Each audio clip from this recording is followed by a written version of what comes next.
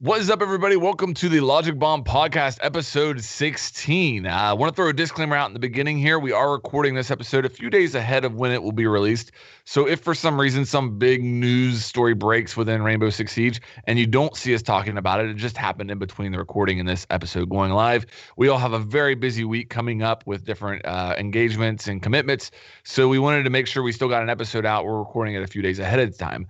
With that said, I think we're going to have some fun today, okay?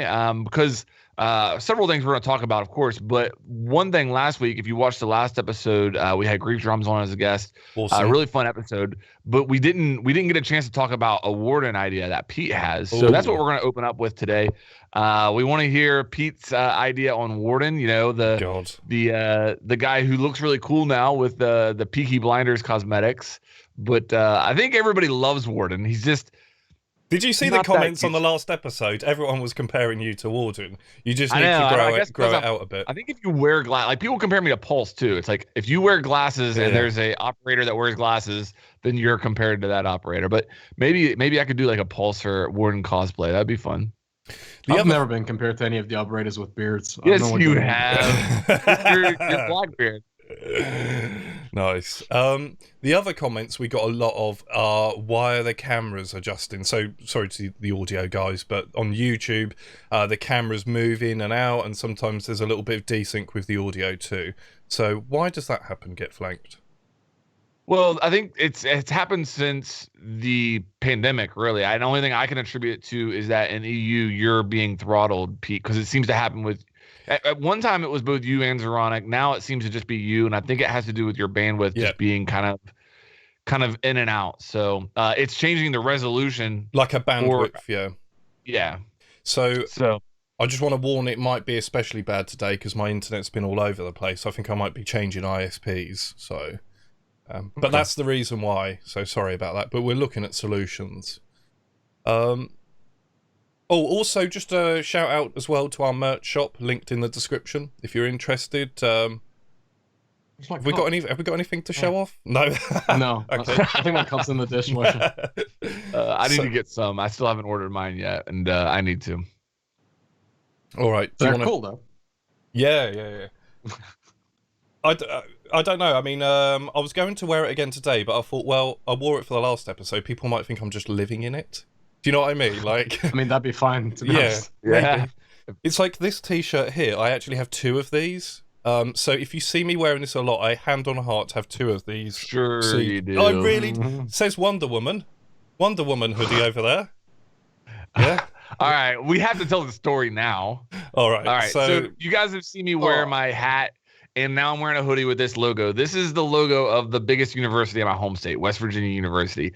We just found out before we hit record today, Pete thought that this was a Wonder Woman logo the whole time. So Pete has legitimately thought that he's recording a podcast with somebody who is wearing Wonder Woman gear. Not just Wonder Woman gear, the full uniform. Exactly.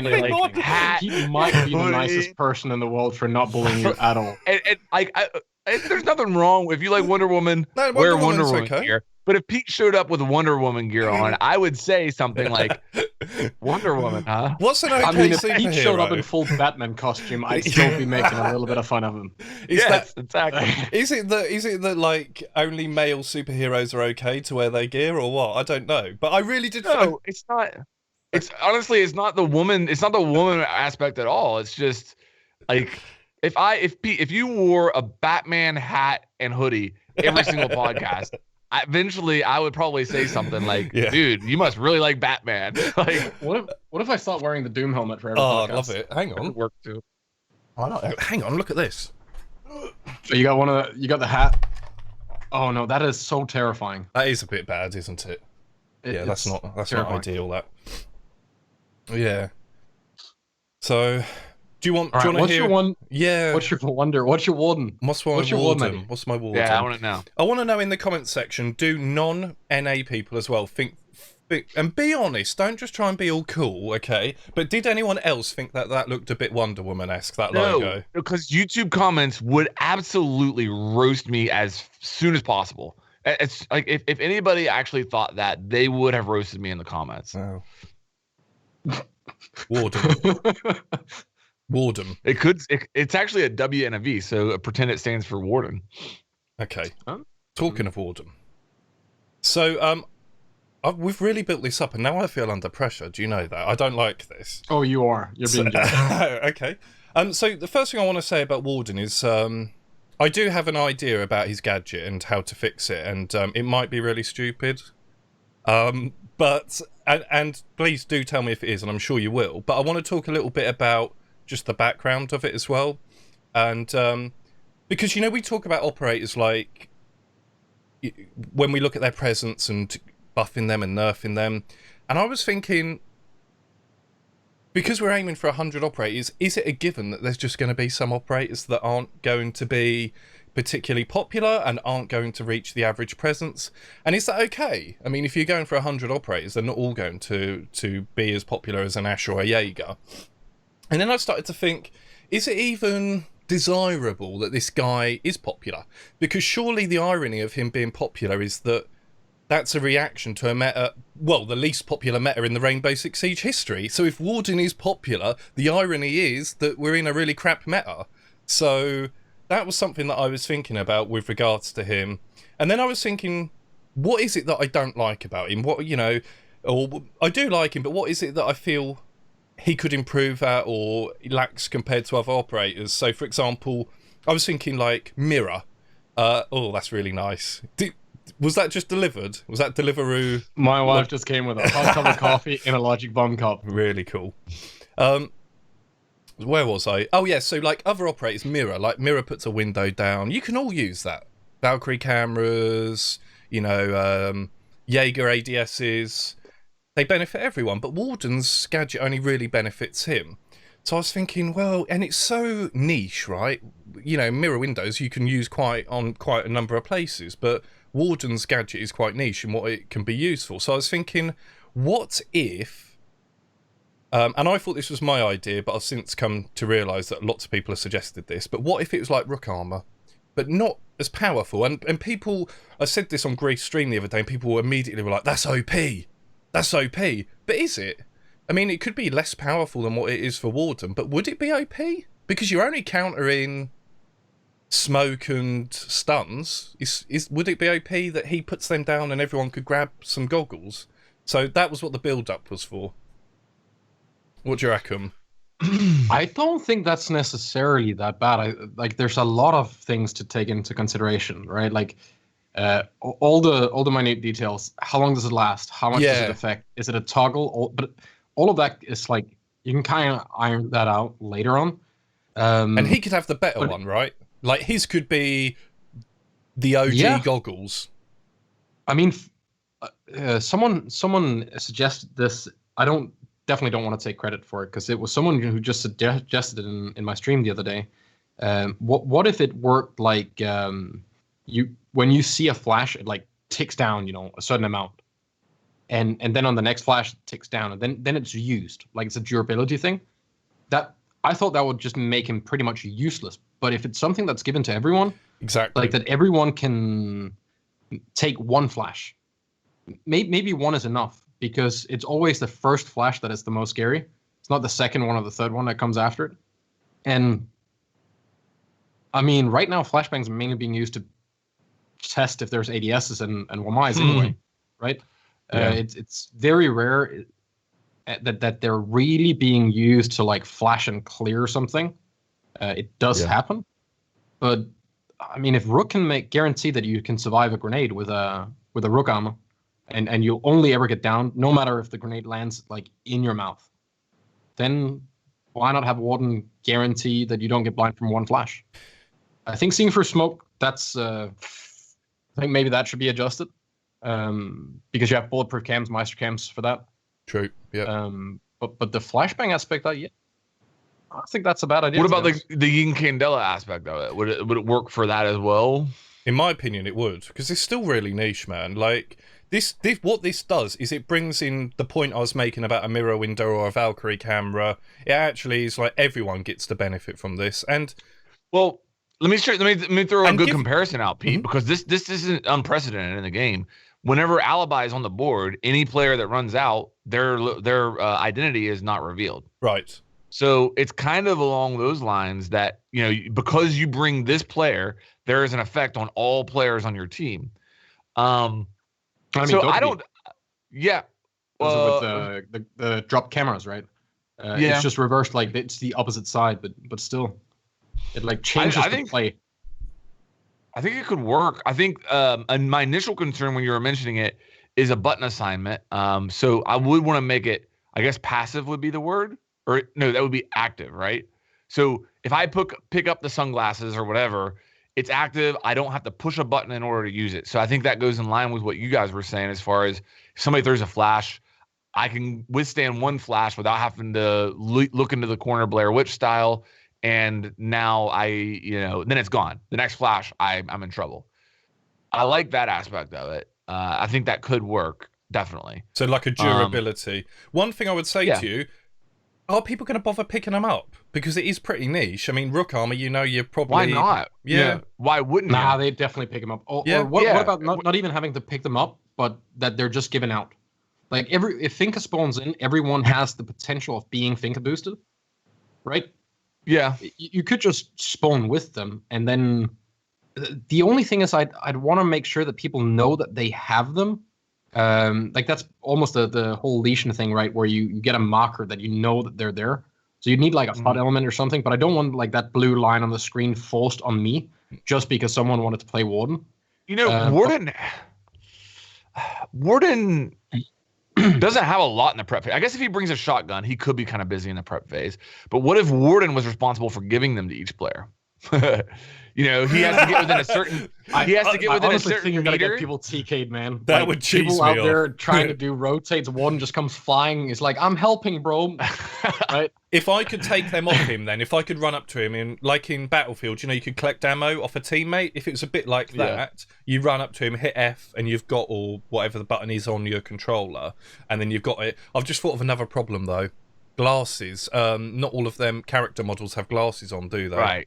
So that's another. Also, they don't have to be visible on the character. Nothing changes when you put on Rook Armor. Right.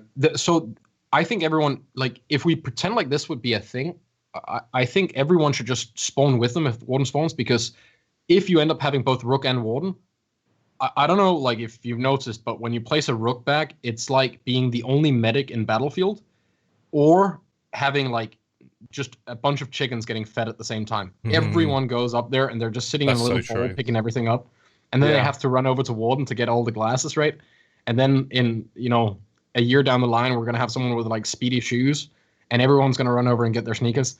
I don't want it to be too much pickup. It becomes like a quick time event that you don't need to do. Right. It's already placing your ADSs, reinforcing walls, picking Rook Armor, getting glasses. I like the idea of it like being spread to everyone. But when you mentioned the idea of like if we envision 100 operators, if everyone has to be viable, that won't happen no matter what. Yeah, that's no matter true. how hard they try. It's impossible. There's no game that has ever done it. And I don't think you want it either, because what gives a character flair then? If everything is super strong or if everything is useless, like there has to be a power curve for every operator. And there has to be these niche operators that are only there in case a certain meta happens or like a inline kind of check, right? But you're got a really interesting idea with what if it only affected one flashbang? Because now you can start looking at something like Rook, who's extremely boring to play, super basic. But what if you picked the Rook arm up and after you took 2 shots to the chest, you had to pull your plate out? Or you move it a little slower or something, right? Maybe you'd have to buff the Rook plate a little bit to make it a little stronger than it is. But it could be kind of cool that it has like it matters through the round. If you took 2 shots, well then you have to pull the plate out. Now it's not going to give you any help with explosives, for example. But it will stop 2 shots to the chest, for example.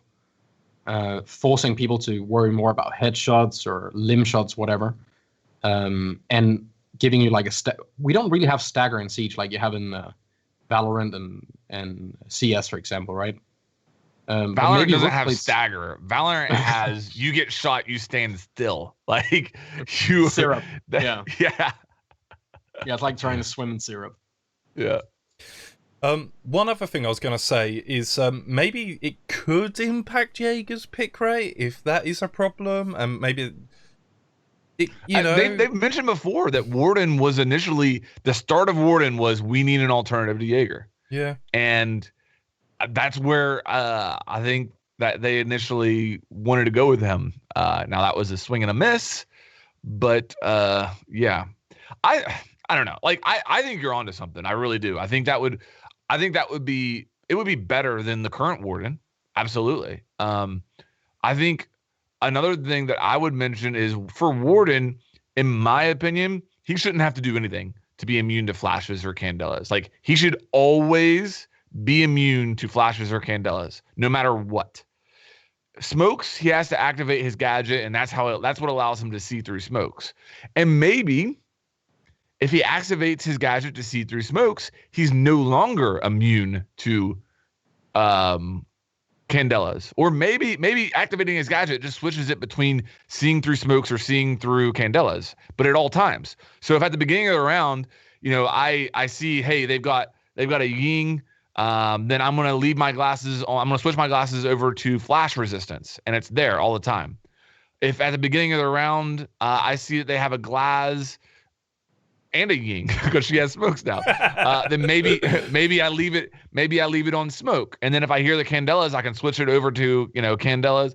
I don't know. I would rather see that, because the biggest issue, in my opinion, is that you can be Warden in the right situation at the right time. You can hear that candela come. You can activate your glasses. You are at that point, you've already accomplished a great feat in this game. But she has 3 of them. So the first one goes off. You were able to see through that, but they don't push. And she waits a little bit, throws another one. And then on the third one, your glasses run out, you're full flash, and you're dead. That's the issue, in my opinion, is just the timing of it. The only thing I'm afraid of, if you make him like permanently impossible to blind, if that was the case, then don't you think you're going to get a lot of situations where maybe you know where he is, and you're going to feel so cheated that you couldn't flash him, and like with the utility you had, maybe if there was something like, I don't know, he takes damage and then it messes with it. Like how Jackal, when he takes damage, it messes with his visor. There's no good explanation for why Jackal's visor is all fuzzy when he gets shot at, but it's really good for like not just having Jackal run around with a scanner on all the time. Yeah. I think that would at least balance it out a little bit. I would argue, though, is that really a big problem? Because it's so niche, isn't it? I mean, you could say the same about Jackal. If you want Warden to get picked, is it a major problem that it might be a bit on the powerful side against some of those things? Well, so it's not on the powerful side. It just removes an entire gameplay mechanic from 50% or 60 or 80% of attacking operators instantly.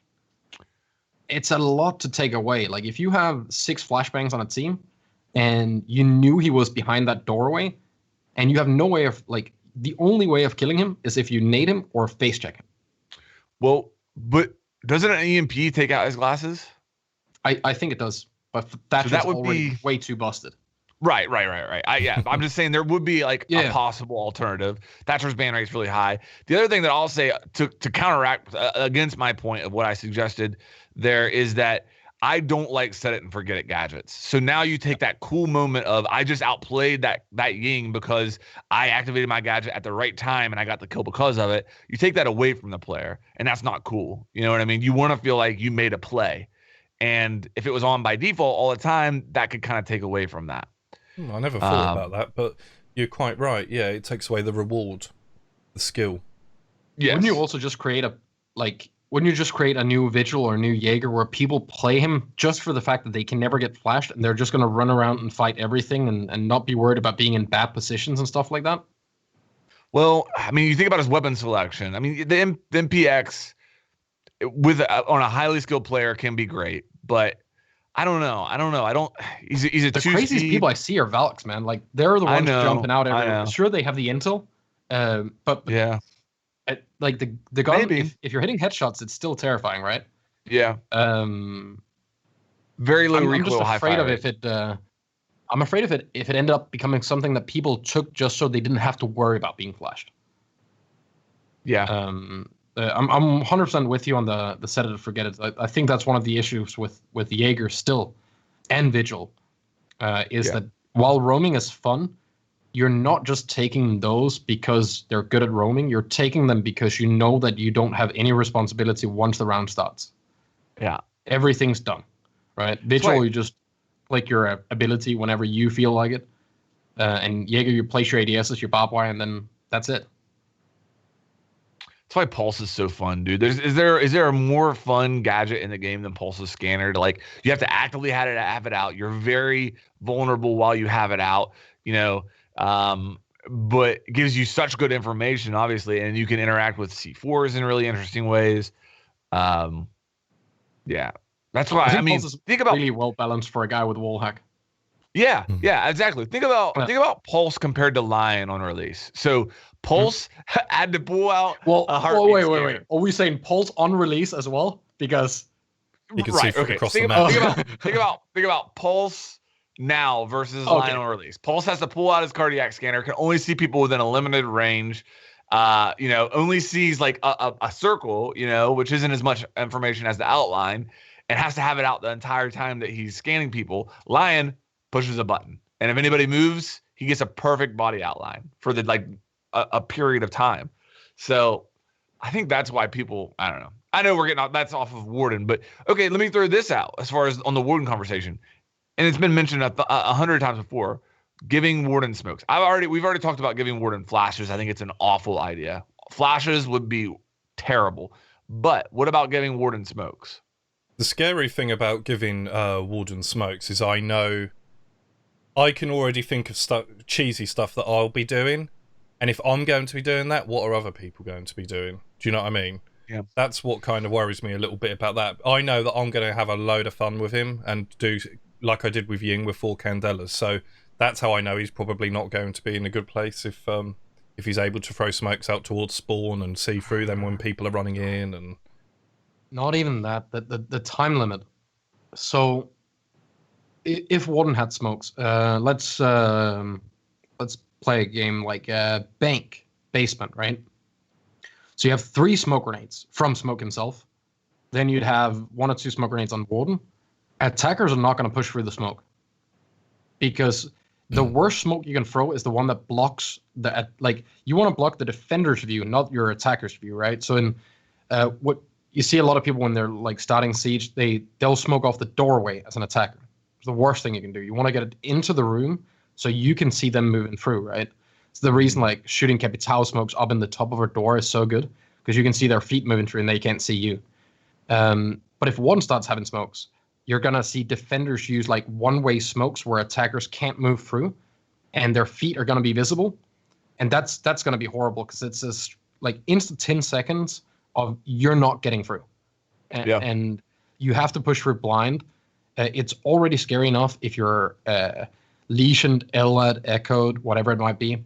Any kind of thing that disrupts like you from playing or fighting back is super frustrating. So now if you have a lesion mine, a smoke grenade, maybe a C4, like you smoke and then you throw a C4 into the smoke. Like there's so many ways that this could just be terrifying. You could stop a whole execute. When hatches get open, all of a sudden you throw smoke underneath each hatch. They can't drop. They don't know if anyone's in the smoke. I mean, he wouldn't necessarily have to have the smoke as we understand it. There could be some... No, that's fair. Yeah. He could have the Warden smoke, and it could differ. It could be shorter. It could be more transparent. There could be some weird balancing mechanic. I don't even know if that's bloody possible, but I've just wanted to throw that out. I mean, we had blue smoke on Capital. We did, yeah. So, and it was smaller as well. Mm-hmm. The only thing I'm scared of is when you start combining like the potential things that you could combine. Attackers have nothing to deal with smokes. Defenders at least has something. They have bulletproof cans. You wouldn't consider glass? Not if you're forced. If only one operator is the answer, then I think there's an issue. Because that's my big issue with Jaeger and Thatcher initially, before when Mai came out, and I don't think Kali hits the mark. right? They are the answer to like most of your issues. Mm. If Warden has Warden is there to counter glass. So if you bring smokes, so you force glass back in, then then we're almost like fostering this idea that we want that meta to keep going instead of him being there to make sure that at least if it gets too popular, then people have an operator to help with it. But we have bulletproof cans, Evil Eyes, and Warden that can see through smoke. Now imagine you smoke up like an afterplant. You smoke off site. There's a bulletproof that can see through the smoke and see the attackers when they're about to push in. Right? Like, I guess it'll make retakes easier and stuff like that. I'm afraid of what it would look like on defense. You know, all of this is a little bit too high level. All right, we just need to give him Jaeger's gun. Switch them. Jaeger gets the MPX. Warden gets that. Let's just stop pissing around with the gadgets. And there we go. Warden's balanced. I don't think it matters what you give Jaeger. There is some hook in the people that play Jaeger. They will, if you give them a goddamn super soaker, they're going to be playing Jaeger. Probably. You know, you mentioned something really interesting there, Zeronic, and I think that I want to ask you guys this. Is Thatcher overpowered? Goddamn, yes.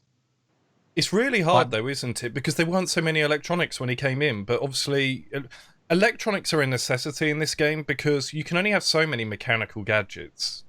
Going forward, having electronic gadgets just gives you so many more options, and so therefore, I think if they were designing Thatcher today with everything that we have in the game in mind, there's no chance he would be the way that he is. I agree with that. But okay, here's I think this is a very interesting topic for just talking about balance theory, I guess you could say. I will fully agree. I think you can make the argument that Thatcher is the most overpowered operator in the game. He's literally the answer to everything. I mean, almost everything in the game can be countered by Thatcher. But I still wouldn't nerf him. Not at this point. I wouldn't. If they came out and said Thatcher's losing an EMP, I would be like, you guys are insane. You know what I mean? Like, there's no way that you can justify a Thatcher nerf. You could maybe make the case for a Thatcher rework, but I don't even think... At this point in the game, you need Thatcher as strong as he is, in my opinion.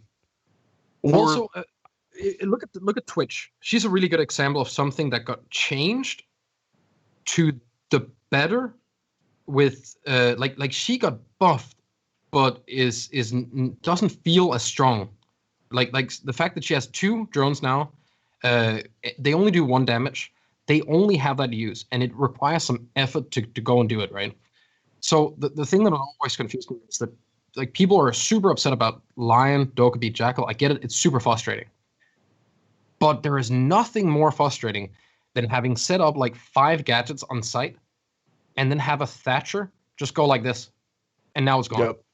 It's just outdone. It's not a good trade, is it? No, like you can bandit trick and all that, but all these, like the easiest statement of it's just a 1-click operator. So is almost every defender. You place your gadgets in the start of the round. Sure, you need to like kind of know where they're placed, but it doesn't require any skill to place an ADS. Then you can ADS trick. The same with bandit. You can bandit trick, which takes some skill and some game knowledge. Thatcher, I mean, at least he's been nerfed a lot because it used to be, I think, 7 meters or something. You used to be able to throw him on the balcony above Trophy Room in Chalet, and you would destroy everything in Trophy Room. That's how strong they used to be. And now, like, take Clubhouse on the server wall. If you throw it up there, you're probably getting either a Key Claw, 2 batteries, maybe an ADS or a WMI. There might be something else there, but at least you're going to take the sight away from the guy in there, the laser if he has one. It's a lot of stuff, man. Yeah. You know what I just thought of? That I'm throwing an operator idea out here. What if there was a defender that had a device? Okay, let's picture a consulate, the garage. So you've got 3 bandit charges on that wall. You just mentioned Thatcher comes up, throws an EMP, all those bandit charges are gone. What if there was a defender with a gadget that could set something down behind that wall, and it had an area of effect, not line of sight area of effect, period, like an area of effect where any attacker or electronic gadget thrown into that area of effect would not go off. So if an EMP is thrown into that area of effect, it would not go off. It would just, I guess, maybe either disintegrate or sit harmlessly on the ground, or I don't know how you work that part of it off. The idea there would be that gadget, the Defender gadget, would have a smaller area of effect than what an EMP would. So you could still get those bandit charges off that wall if you threw that EMP in the exact location it needed to be. But without information of where that device is located on the other side of the wall, you have no idea where that EMP needs thrown. Am I making sense, like, at all? Sort of like a mute jammer, but anti-EMP. Yes. Anti-EMP, or it could be anti-grenade. It could be, I mean, I don't know if you want to extend it to mechanical devices or not. I'm literally just brainstorming right now. Like, how do you present some counterplay? Right now, the only counterplay to an EMP is bandit tricking. And I think that people are getting efficient enough that bandit tricking isn't as easy as it used to be. Like, people have gotten efficient enough with Maverick, Zofia, Capital. It's almost nullified bandit tricking in a lot of ways.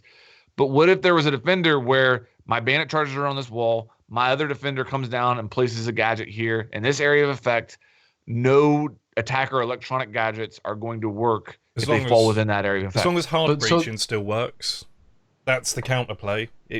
If you stop hard breaching, it's just a really excellent mute jammer, right? True. Yep. Well, the problem is, like, how do you justify bringing it in? Because how many things it will work on a Kai Claw, battery, a mute jammer, and an ADS. And what mine would make no sense, right? But at least an ADS, you're very forced to this operator only having a use if there is another operator. So right. you could have an actual round where someone picked it and no one had anything that would interact with it. So if we could find like a secondary use, I'd probably be all in. But there would need some. What about Walmai? What if it was just a secondary ability to a Walmai magnet, or maybe like Pete mentioned the mute jammer? I mean, do you really want to buff mute? You can't put it on a mute jammer, dude, because you wouldn't ever be able to open a reinforced wall. Think about it, because that's the only way. Well, you would have to place your EMP. Like, the idea, the big balancing aspect of this is that the area of effect of an EMP is larger than the area of effect of this gadget. So you could still get rid of this gadget with an EMP, but it wouldn't be just, I'm going to throw it against the wall and no matter what, it's getting rid of everything. It's, I need to know where this device is located, and I need to be experienced in knowing the area of effect of that and this in order to know where my EMP goes. The other thing is that Kali would be able to get rid of it. I like it as a complement to an existing gadget, but I think if that was a new gadget, I'm sort of thinking, would that end up a bit like Warden? Would it end up a bit like Pick Rate of Warden, where Warden exists to counter Glaz and Ying, maybe? Does this guy What happens if you ban Thatcher? Thatcher's one of the most banned operators. So you ban Thatcher, now this operator doesn't exist. You don't need him anymore. You know? Yeah, that's the fear, right? You don't want to get to a point where it's this whole idea of one operator can't justify another only. There has to be more than that. Like with Ying, you can shoot the Candelas, you can impact the Candelas, but Warden can also use this gadget. With Glass, well, you can see through smokes with Bulletproof and Evil Eyes.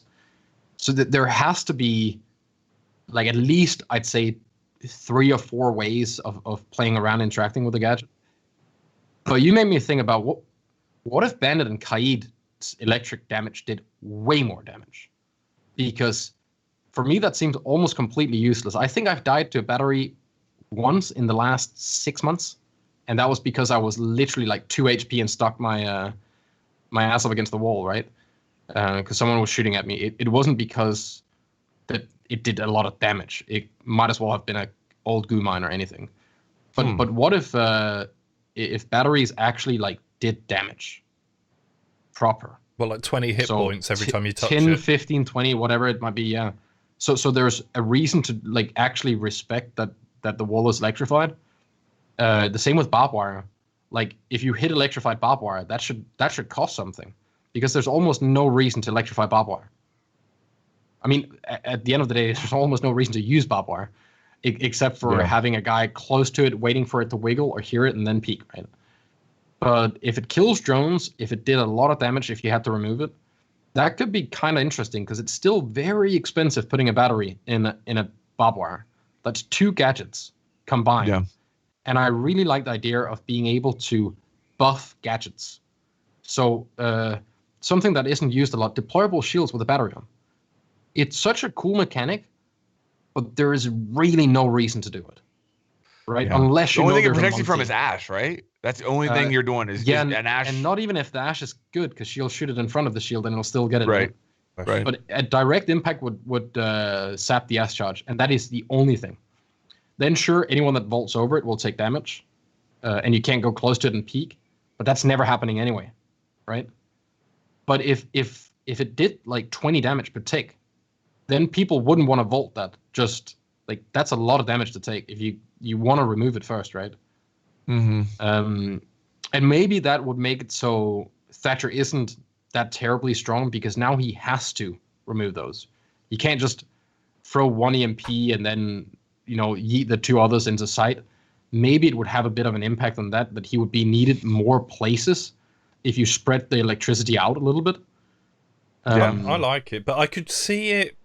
The only thing is, I could see it becoming a bit of a nightmare because you've got 2 electricity operators, and I could see if you don't have the right selection of attackers, I could see there being a point where, like, right, how are we getting past this? So the batteries would always be able to be shot because they're always visible in the wire, at least, right? Yeah. On the deployable shield, behind shields and stuff.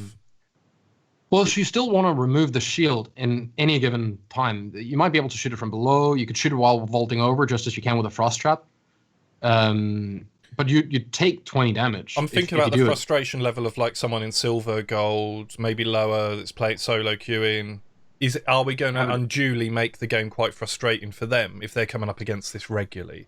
Like going into a site where 2 or 3 doors have these shields that are electrified, and you're landing in the room on 20 health or something crazy. Maybe it would make something like trap meta more of a thing in lower ranks.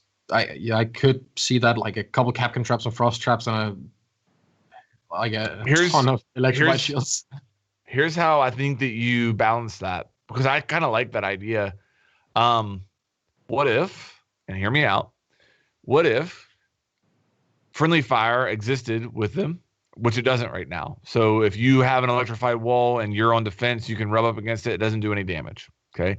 So friendly fire is turned on. However, it only does damage on the opposite side of where the charge is placed. So if I am bandit tricking a wall, if I have a bandit charge on a wall, the inside of that wall, the interior of that wall will not do damage. And I think that would lower the frustration for the attackers as well. Because the first thing I thought of when you mentioned that, Zeronic, was how many times do you take control of a site, you're in a panic because you're, everything's going on, and then you back up against a wall accidentally. You know what I mean? Imagine if that did 20 damage.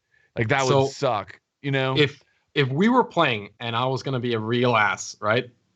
I would take my cake claw and throw it underneath the hatch that you were sitting on that was reinforced in your little spot where you're playing with your deployable shield, and I would just destroy you with friendly fire damage. You'd be on camera. You could definitely grieve people with it, couldn't you?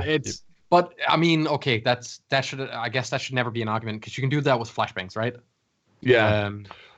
Here's why I think the friendly fire will be important, because I'm going to use 2 gadgets to block off a doorway, a deployable shield as well as a bandit battery or an electro claw. Well, if my teammate is roaming and wants to come back to site, they could run into the same frustration that an attacker would. You know what I mean? Because if they're trying to jump over that, is that a good and they don't have an impact or something, is that a good thing to make it frustrating? And it would be at the higher levels, but at the lower levels, it would turn into castle, because you would have if you had somebody who, at the lower levels, it probably wouldn't be great. I love but this at the higher levels, I think that would be an interesting. And it makes sense. But again, are we actually going to have a more popular Thatcher in response to this?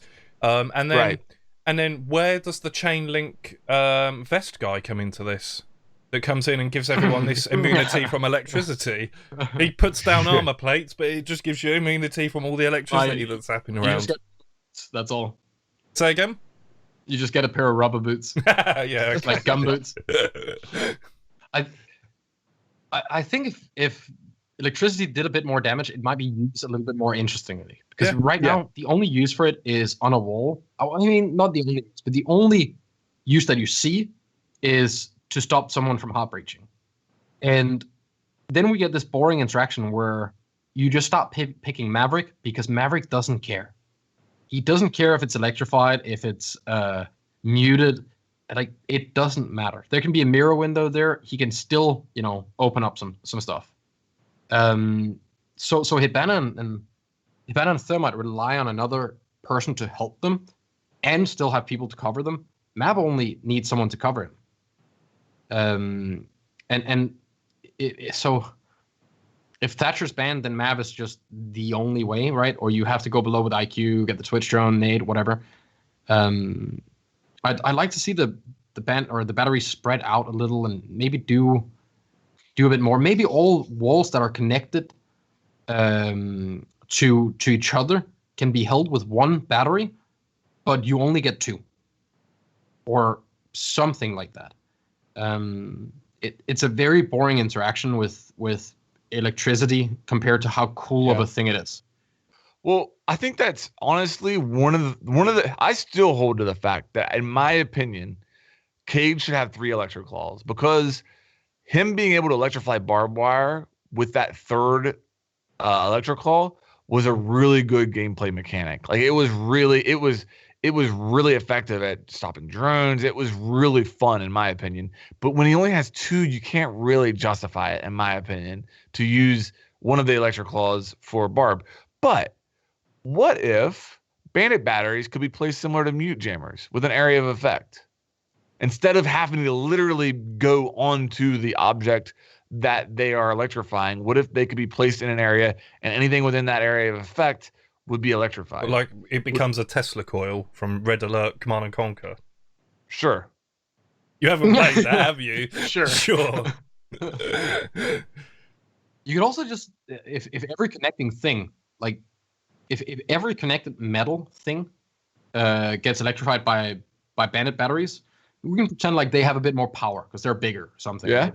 I mean, I think the bandit battery is actually a taser duct taped to a car battery or a truck battery, which makes no sense when you think about it. But you could have like 3 walls that are all electrified, and then already the way that the Kaid one works, you could have 2 walls electrified and then put a deployable shield, and the shield will also be electrified. Why can't you do that with Bandit? Bandit can only place this on the floor anyway. Mm-hmm. So if they got a bit of a buff, then maybe Kaid gets a smaller area on them, but he gets 3. So you can electrify barbed wire from below, or from, like, put them in annoying little corners. I'd be afraid if he got 3 now and he had the same AoE. Yeah. Because there are places you can put Kaid jammers or Kaid claws where the only way you're ever going to get them is with an EMP. Right? Yeah. There are places where they can be hidden. You cannot shoot them. You cannot nade them. It won't happen. EMP or nothing else. Which brings us full circle to Thatcher, which is where we started this whole conversation as to the power of Thatcher and being able to go on the roof and take out the battery. The answer, I think, if Callie had the R4C, we wouldn't even be having this conversation right now. Like, it just, I think it was really ambitious. She'd be stronger. Like, if Ash had Callie impacts instead of her rotate things, I just threw a weapon out. If Callie had the L85, then we would be having a completely different conversation right now. Mm-hmm. And it was really ambitious and really cool of them to give Callie a sniper, but I wish that they would have done it on an operator that wasn't the Thatcher alternative. I just wish they would have just made a normal operator who has Callie's gadget. Yeah. What if the C-set gets a sight, or the what's her other thing? She has the CZ or a pistol. Okay, maybe not the pistol. I don't know. What if the C-set gets a sight? Only what on if that her, becomes though. more viable? Only on her. The problem I'd be okay with it on Doki as well. Doki. Not on Vigil. Nothing that increases Dokumi's pick rate. No. I don't want Dokkaebi to get a buff. Well, okay, let's pretend like it's only Kali then. Okay. Like, what if the C-set gets strong enough that you can use that as... So Smoke used to be, well, I guess used to be is even the wrong word, is still primarily run with the SMG, right? Like the SMG 11. Yeah. I've never been a fan of like having your secondary out as your primary because I think why not just give them the shotguns as the secondary and then put the weight on the... For me, it just seems a bit weird. But at least it was a fun mechanic that happened by accident. I don't think that was ever intended, that Smoke was going to be running around with an SMG-11 and clapping everything. That gun has been nerfed like 600 times, right? Mm-hmm. And no matter how much it gets nerfed, no matter how bad the recoil gets, people keep using that because he's so strong when combined with the shotgun. Maybe Kali can become the Smoke of attack. I like your other few idea people better. that like that sight. Like the sight on Kali is goddamn horrible. The CZ, like the 2 Lego bricks and the flagpole in the middle. EG would have won the Milan finals if it wasn't for those sights. I'm convinced. I think you're referring to a sudden fight on a pair of stairs. Yes. Yeah, I liked the idea of that being a secondary that you suggested before. I thought that was cool because it feels so redundant because you just feel so weak with it so often. I would just have that. Get rid of her secondaries now. Make the sniper the secondary, and I think you said P90. I really liked that. What was wrong with that idea? Oh, so to use her sniper as the secondary? Yeah. Yeah. The only thing I would be afraid of there is that now you start having like 3 uses. Well, I guess 3 uses ish for your secondary. Your secondary becomes like thing to make holes and open hatches, a thing to also shoot people, and a thing to do EMP stuff. It like. See you later, that's a lot of toggling stuff, and at least she keeps her cool if she's the sniper lady, right? And has it as, I guess that doesn't matter if it's primary or secondary. But only give her like, I think if you do that, you only give her like 6 bullets. You know what I mean? Like it would be a super. Oh yeah. You know what I mean? Like because just enough to ace. I could see a potential there. Like if you don't have to force yourself into uncomfortable situations with that sniper rifle, the sniper rifle, keep in mind, it is a 1-shot down from the torso up on any operator. So like if you were allowed to be super situational with that sniper, it has its place where it can be really strong. But yeah, I kind of like that too. I would just say, only give her just don't make it to where somebody's going to be at the back of garage consulate all the way back there on the ramp, just spamming that sniper rifle over and over. And then, now we're full circle back to the original idea most people were talking about with if there was a sniper operator in the game, right? You had this. You pull out this 50 cal Barrett, you put in incendiary penetrator rounds, and if pinged correctly, you could shoot out batteries and stuff like that. But it would only go, let's say, I don't know, half a meter or a meter on the other side of the reinforcement, and then the bullet would just vaporize or something. Imagine if instead of having her little thingies she shoots out of the sniper, it's another bullet that gets loaded in. She has 6 bullets as Flank said, and you put in this incendiary round, and it will fly into the reinforced wall. You could do it on a soft wall as well, and everything half a meter behind that wall is just gone. Like a heat effect. Yeah, like a little fragmentation explosion. Look at when they shoot steel plates with incendiary penetrators, right? You have the little core that goes through, and you get this little molten piece of copper that burns through everything. Basically an RPG does the same thing, right? It creates this copper line that just goes through.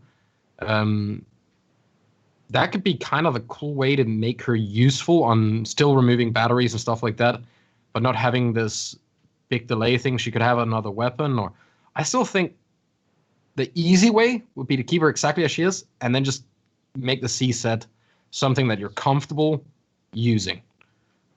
Because I love that gun. I just really don't like the sight.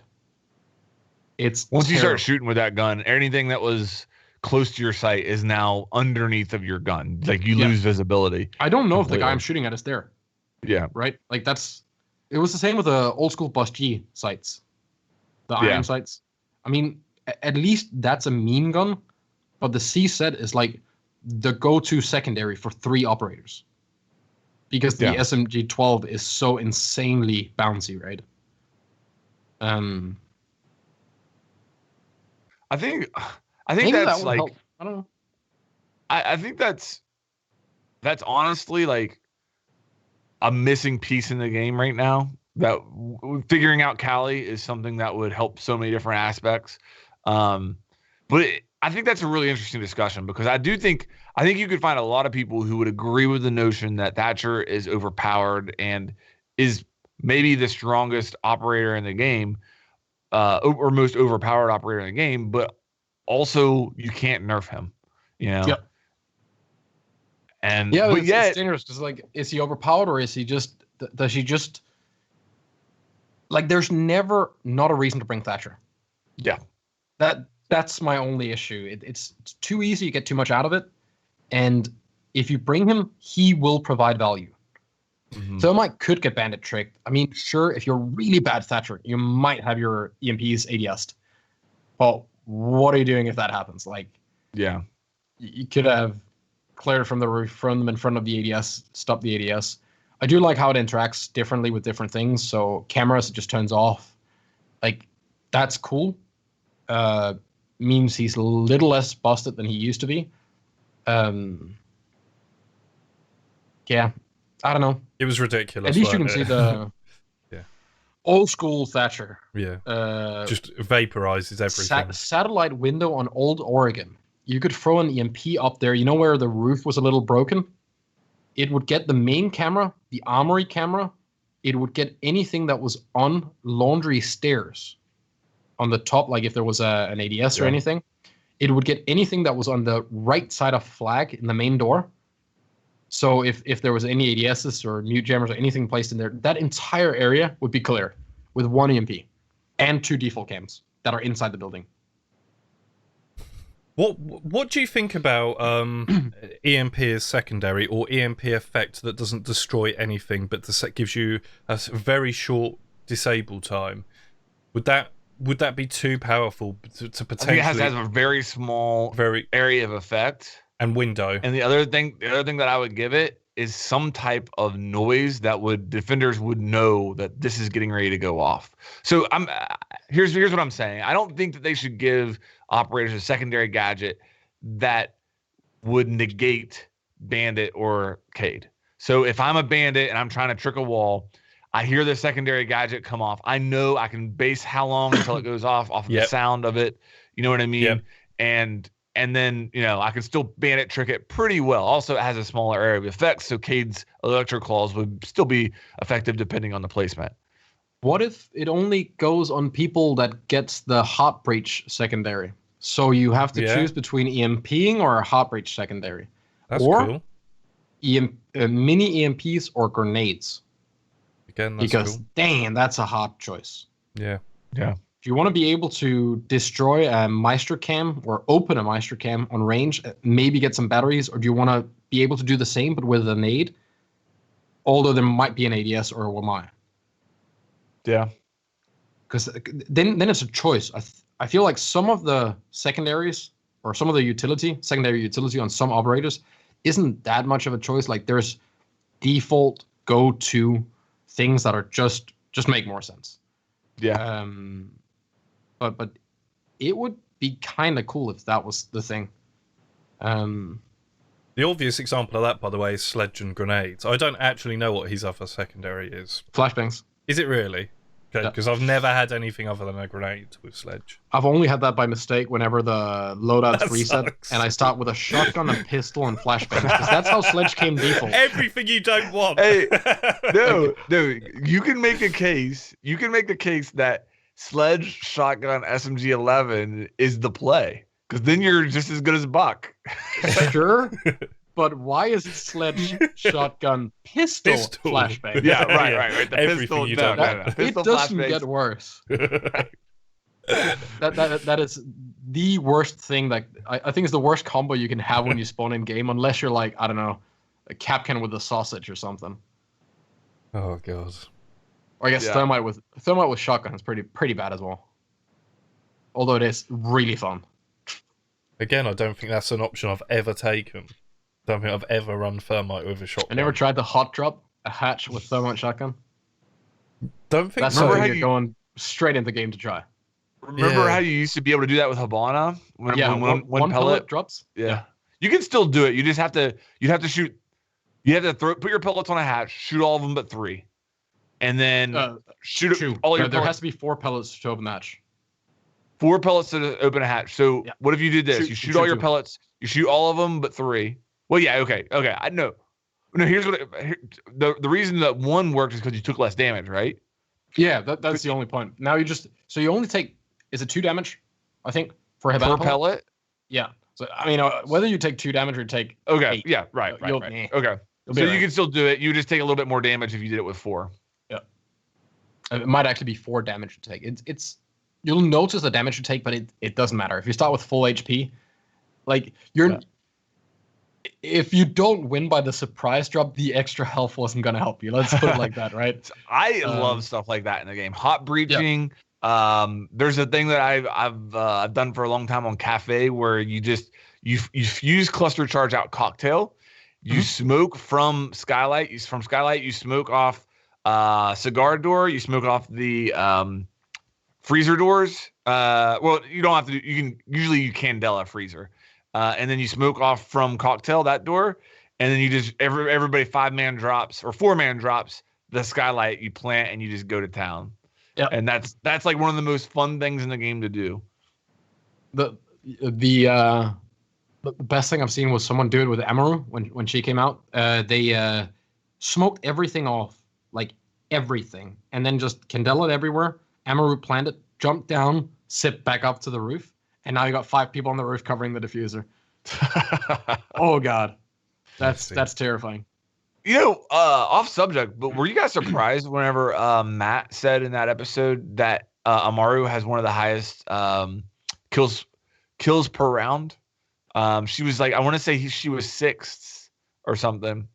Whenever he was talking about attackers, kills per round. It could be the flanking aspect, couldn't it? It could be just appearing through a window. It's honestly, it's just any operator that has nothing to do other than kill is at the top of that maybe, list. Man. Yeah, like because Nook was up there. Everyone that's playing her is playing her with a G8. Yeah, and that gun shreds. It was overseen for so long when the angle foregrip came out. Now everyone's running it on IQ, so it's an LMG. You rarely have to reload. It does a lot of damage. Very good. And like if you catch, so think about it. Like people that sip into sight. I think that probably skews the numbers a bit as well. It's like the old Ash straight into sight, right? If you get in there, you're either going to get no kills or you're probably getting caught a lot.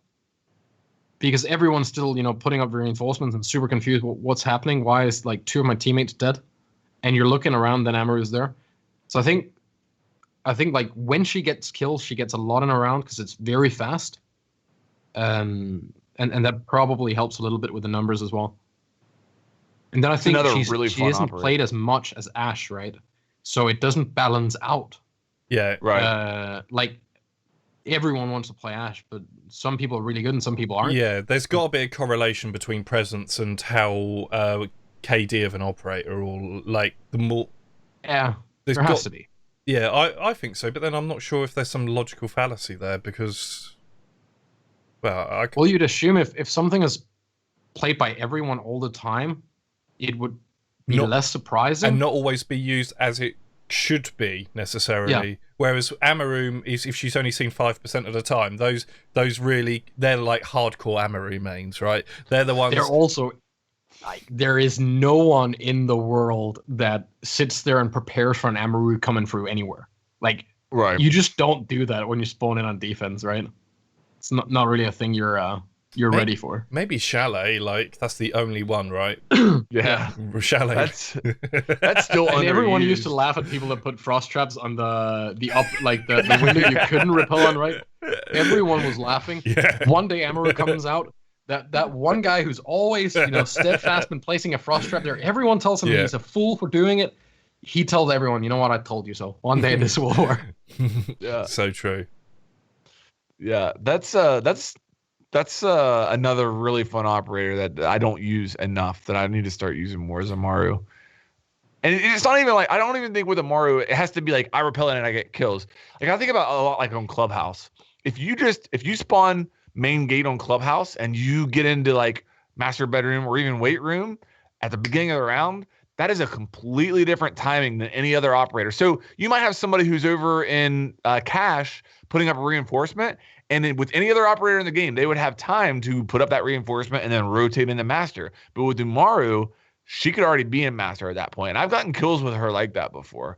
You can also bypass cameras, like quite well, by going up hatches that people didn't expect, and like, you can do some pretty surprising stuff. On Clubhouse, for example, you could like enter from dirt tunnel, right, and you can go up bar hatch. Like it's pretty weird place for you to arrive all of a sudden if someone knows you're in strip or no one called main door was open. Everyone's spread out. You can kind of appear in the middle of the mix. Half of the time it's probably not going to work, but the one round or the couple of rounds where it is going to work, you mess the team up quite a lot by. That's what I was going to say. Like when I take someone like Amaru, I have all these little strategies in mind, but they never come out. I might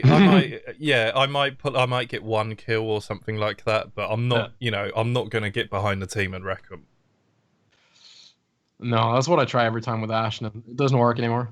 But I think it's just because I'm just getting old and bad. Ashe's different though. Ashe comes through the front door and then runs at you. Amaru's coming through a side entrance, right? Like Amaru's, yeah. I'm excited to see like a year down the line or 2 years down the line what operators are there and like how much overlap there's going to be. Because I hope there's going to be overlap, but I hope it's going to be very, very different.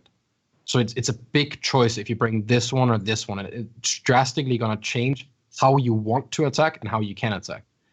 Instead of having 4 or 5 different operators that can all help you do the same thing, I'd like all of them to like force a different approach, but still be able to get the job done, right?